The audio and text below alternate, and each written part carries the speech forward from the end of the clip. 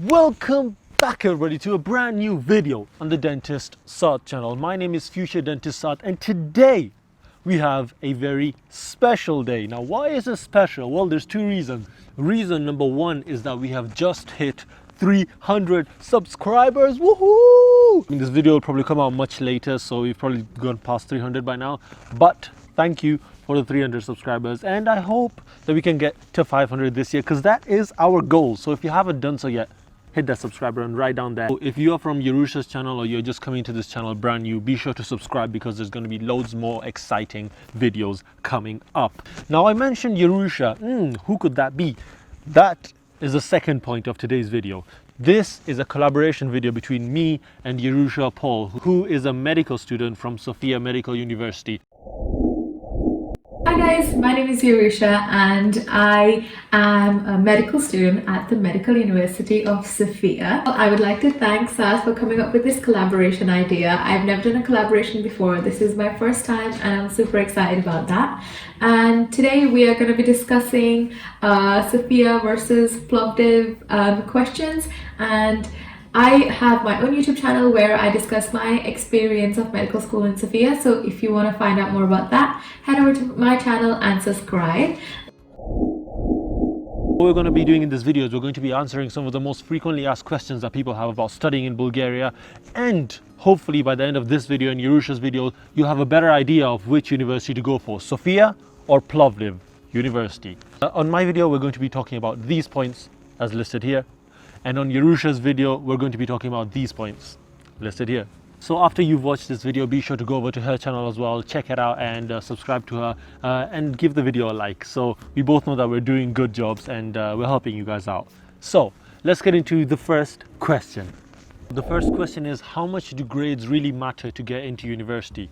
As far as Plovdiv Medical University is concerned, what matters most as far as your results are concerned is in your GCSEs you need to at least have passed the majority of your subjects, and then in A levels you need to get at least a C in biology and a C in chemistry, and then you can apply to the university. For A levels you can apply initially with just the grades you got in your A levels, and then afterwards you can give them the certificate if your results haven't arrived in time. These subjects are also important because when you come to sit the entrance exam is on biology and chemistry. The entrance exam is mostly multiple choice questions with some open questions, and I think biology has recently started introducing essays as well, but it is all A-level knowledge but in GCSE style, so the questions are very direct. There's not a lot of application, so that makes it a little bit easier. As far as the entrance exam is concerned, the entrance exam used to be in the UK, but I think they've moved it now to only in Bulgaria, which has its positives because when you actually go to the Bulgaria for the entrance exam, it's much more before the university starts, so you can actually explore around the city, and if you have found an apartment you can go view the apartment, which I definitely recommend,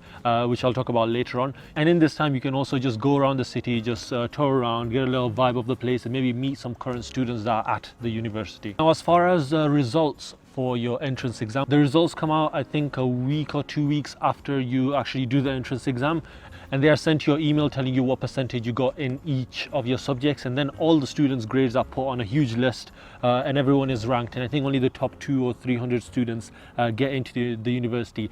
It is much more easier to get into dentistry because we have fewer applicants, but obviously even for medicine it's not that difficult to get into it as long as you got your basic knowledge and you're doing well in the exam. Now let's see how much grades matter to get into university for Sofia Medical University. For Sofia, I applied in 2015, which was obviously a long time ago, but I'm going to try and give you guys the most apt information, which was from the entrance exam that happened in 2019. But I will ask Saad to leave a little link in the description which will lead you to the university website, which is where you can find the most up-to-date information. So please guys, do your own research. So the last exam that happened, there was 3 components of the entrance exam. There is a biology part, there is a chemistry part, and there is an English speaking part, because this is an international course taught in English. So people from all over the world join this, so they need to make sure that everyone is on the same level of English qualifications. So there is an English part of the entrance exam as well. As for the timeline, I think the deadline for admission is around July, from July to September. The latest you will get ranked in the exam is around 17th of September. So what happens is you take the 3 exams. They are multiple choice exams, and the English one is, I think, written and spoken English. And then they get graded out of 6, and then you get an average of your 3 exams. And to pass the entrance exam, you have to pass each component of the test. So if you fail either like a chemistry part or the physics part, the biology part, you fail the entire thing. So, and you're not able to retake this exam as well. So what happens after you've taken the exam, they average your marks, then you get ranked on a percentile scale, and you find out about your rank around the 17th of September was the date for 2019. And then if you pass, you get your grades in an email, and it tells you if you've made it or not. And if you haven't made it, there is a preparatory course that is offered at my university, which is called the pre-medical course. So you just stay for a year and study there. You study some Bulgarian, study some physics, chemistry and biology, like A-level level. And there is a tuition fee for that, but I'm not really sure how much. You can find that out in the website as well. Yeah, so that's what happens in the entrance exam. Now, the next question on the list is quality of teaching. Now, the one really main question that people have always been asking me is, are the subjects taught in English? And yes, I understand it is Bulgaria, but we are still taught in English. All the teachers know English, although their levels might vary. Some of them are fluent in English and speak it perfectly, even with a British accent. And I feel like it does definitely get easier as you go along in the years and you get more used to the Bulgarian accent, because eventually you learn how to study individually at home as well. And the Bulgarian accent just becomes a lot easier to understand. So when your teacher is speaking, you will understand a lot more, especially as the years go along, because you just become used to the Bulgarian accent and learning some Bulgarian words. Sometimes your teacher might not know the word in English, and they'll ask you for the translation. So if you know some Bulgarian words, you can translate for them, and it's just a fun learning experience. Now let's see what it's like in Sofia University. A lot of people have been asking this question because people are concerned that it's Bulgaria and are the teachers good enough. Let me just tell you, the teachers at my university, particularly past the clinical years, are so amazing. They are all like specialists in their fields, and almost all teachers, even in the pre-clinical years, so in the first, second, third year, are so nice, and they're really supportive. They all speak very good English, and they are really willing to help anyone who is keen to look for their help. And even the language teachers, like my Bulgarian teacher, she was like my favorite teacher in my first year. She was so helpful and so kind. She even helped me with like calling up a doctor's surgery and translating some of my paperwork for my rent agreement. So the teachers are really, really kind, and they do speak very good English. Almost all the teachers, for example, the biochemistry ones, the biophysics ones, they have been assistant professors in like other countries. So a lot of teachers that I know have gone to America and come back. So all the teachers are really, really good, and the level of teaching is also really good. A lot of the teachers write their own textbooks that we used to study, so that just goes to show how professional they are. The next highly requested question is asking about the apartments and everything to do with them. So let's start off with when you should start looking for the apartment. I think you should start looking for the apartment as soon as you can. As soon as you know that you actually want to come to Bulgaria, you should start looking for apartments, because once uni season comes closer by and uni is about to start, estate agents know that students are about to come and they raise the prices on purpose. So you want to try find an apartment as soon as possible to get your best price. Now, as far as prices for apartments are concerned, the prices are higher the closer you are to university. So what you want to do is you want to find a nice midpoint between price and distance from university. I recommend being a maximum of around 15 minutes away from uni, because if you are any further, you'll have to take a bus or something like that in the morning. And when you have lessons at 7:30, that is really difficult. So if you are looking for the best value for your money when it comes to prices for apartments, I definitely recommend you look for slightly further away, but not too far away from the university. And if you really want to know how far away the apartment is, I definitely recommend Google Maps. Click on the walking icon on Google Maps and it literally tells you the exact time. It's pretty accurate because I live there and I can guarantee that. Whenever you see an apartment, just click on from Plovdiv Medical University and to wherever the apartment is, and you can see how far away it is. The thing is, some estate agents will try to be sneaky and they'll tell you that it's closer than it actually is. So I definitely recommend Google the apartment before you decide. Now another question is, where can you find apartments? How do you search for apartments in Plovdiv? Well, there are many pages, such as the one page called Pass on the Apartments. I'll put a link in the description, where people who are in sixth year that are leaving their apartments hand on their apartments to whoever else wants to take them. And the advantage of this is that you won't need to go through estate agents, which will save you a lot of money. Speaking of estate agents, what's normal for them is for estate agents to take 60% of your 1 month's rent of your apartment. And the final tip I have for your apartments is make sure you actually view the apartment before you finalize it, because some estate agents and some landlords will post older pictures of their apartments where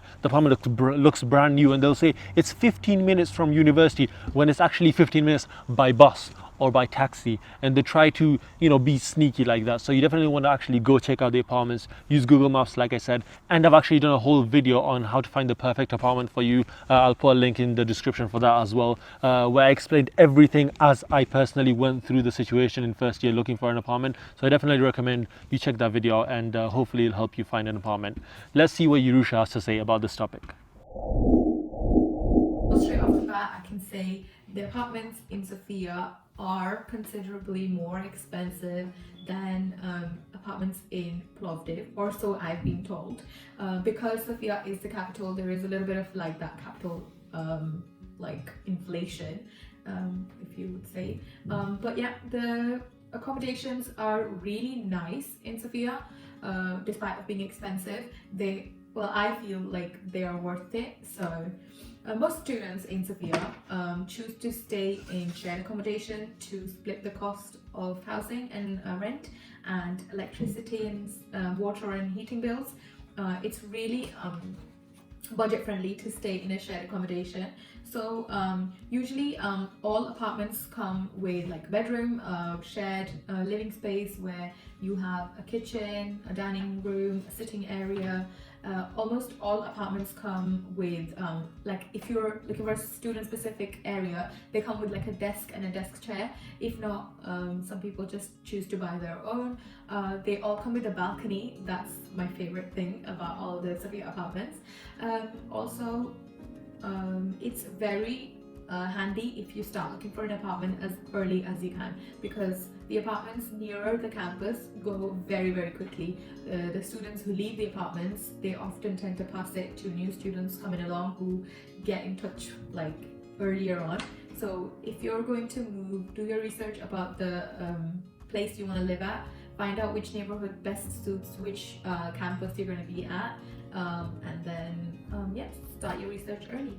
Thing that I forgot to mention about apartments is that it's really, really good to find an apartment that has good public transport links and something which is within public transport stop away from the university campus, because it does snow a lot in Bulgaria, so sometimes it's just not feasible to walk to university.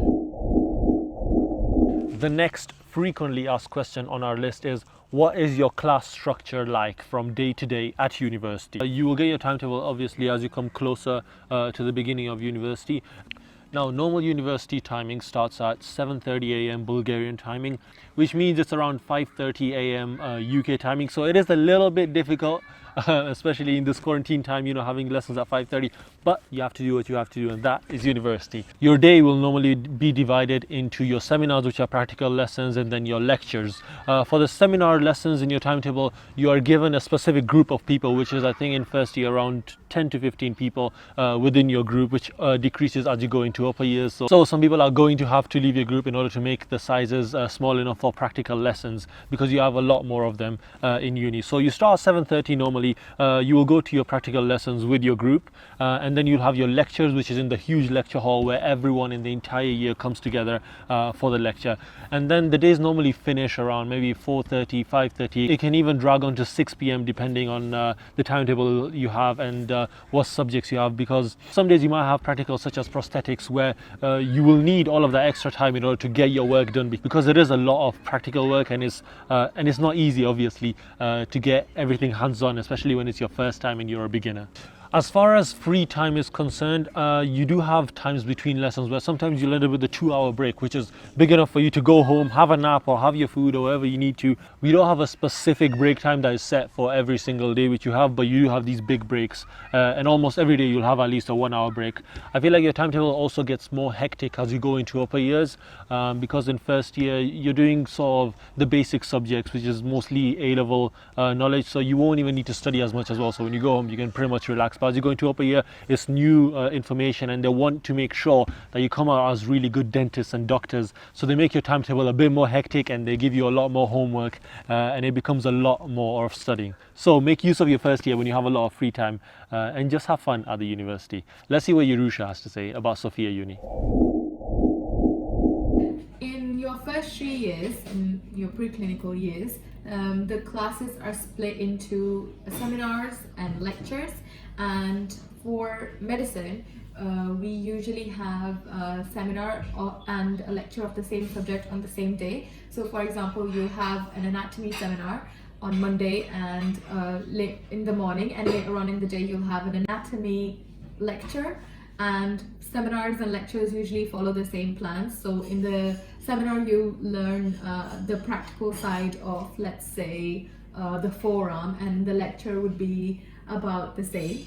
So the typical day begins around 8 a.m. Some days you'll have like 1 seminar, and some day you'll have like 4. So it depends on what your timetable is like. And the campus is split into 4 parts. So we have the preclinical building, we have the clinical building, which we also call the anatomy building. We have a language center for Latin language and Bulgarian lessons, and we have a sports center because in first year and in second year I think it's a timetabled session for sports, and you have to do a bleep test at the end, which was not my favorite. And the dental department has its own building with cafes and things inside. I have done a video about a day in the dental department, so if you want to, you can check it out on my channel.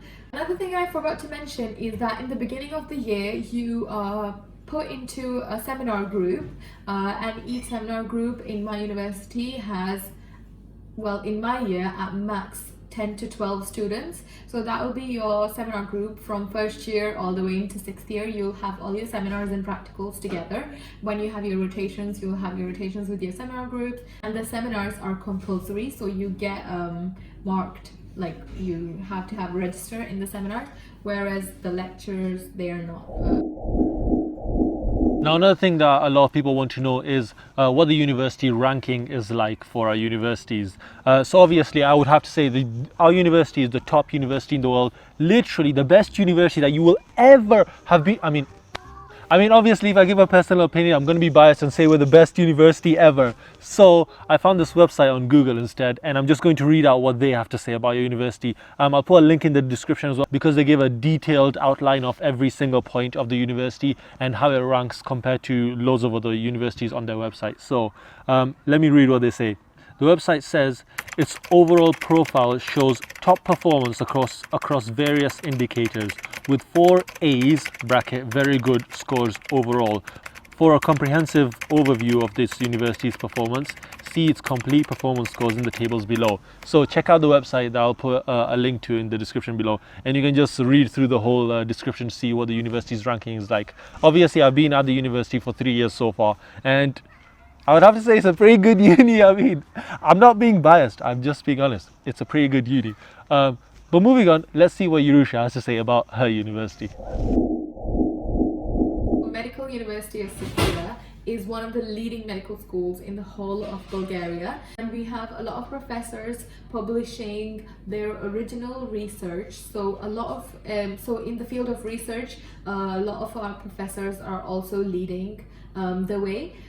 You can find out more about the university ranking and the establishment of our medical school on the YouTube channel of my medical university, and also you can find more information on the league tables, but I haven't looked that up yet, so I'm not really sure, but I'm pretty sure it's doing pretty well for itself. Now, another question that a lot of people have is which countries are the majority of students at your university from? For us personally, I've noticed that the majority of students are from the UK, so if you are from the UK, you'll feel at home. But I know so many students just in my year alone that are from so many other countries. For example, there's people from India, there's people from Sweden, there's people from Norway, there's people from Denmark, from Italy, from Greece, there's people from Vietnam. Basically, what I'm trying to say is our university is very multicultural and there are people from all around the world. So no matter where you're from, do not worry, you'll feel at home and you will find people that are like you. We have students from all over the world, but the most popular country from which the students come to Bulgaria is Greece and the UK. So we have a lot of Greek students, we have a lot of students from the UK, we also have a lot of students from Sweden, from Italy, from France, and we even have students from India and Dubai and Pakistan, but not that many. But we are still like ever expanding. We are getting students from more and more countries like every year, and a lot of people transfer from Romania, Czech Republic, and all of these smaller European countries into Medical University of Sofia. So yeah. So guys, that was pretty much it for today's video. I hope that we both gave you some information and helped you make your decision on whether you want to go to Sofia or Plovdiv Medical University. If you are from Yarusha's channel, I hope you will consider subscribing to this channel because I'm going to be uploading so many more videos to help you guys out and loads more fun videos. So I definitely recommend you check out some of the other videos on my channel. Thank you for watching this video. If it helped you out, be sure to give it a thumbs up right down there below. My name is Future Dentist Saad and I'll see you guys in the next video. Thank you so much to Saad for coming up with this idea and for letting me be in this video. I hope you guys found this information useful, and if you liked my replies, please check out the video that we've done about the rest of the questions over on my channel. I hope to see more questions from you guys over there.